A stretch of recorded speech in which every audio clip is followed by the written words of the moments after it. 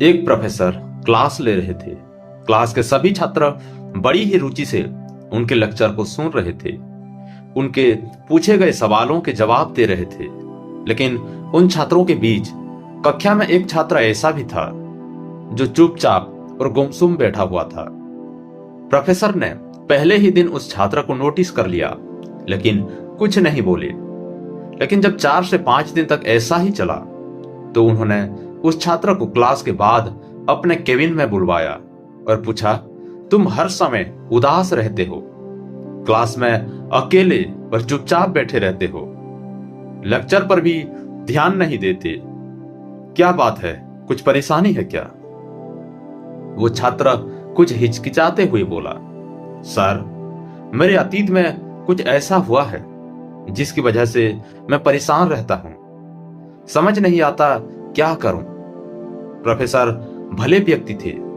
उन्होंने उस छात्र को शाम को अपने घर पर बुलवाया। शाम को जब छात्र प्रोफेसर के घर पहुंचा तो प्रोफेसर ने उसे अंदर बुलाकर बैठाया। फिर स्वयं किचन में चले गए और शिकंजी बनाने लगे। उन्होंने जानबूझकर शिकंजी में ज्यादा नमक डाल दिया।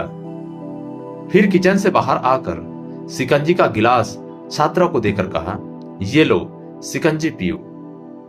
छात्र ने गिलास हाथ में लेकर जैसे ही एक घूंट लिया, अधिक नमक के स्वाद के कारण उसका मुंह अजीब सा बन गया।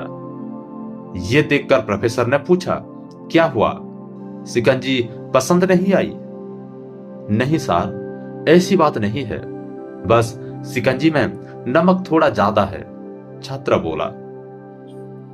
अरे अब तो ये बेकार हो गया, लाओ ग्लास मुझे दे दो, मैं इसे फेंक देता हूं।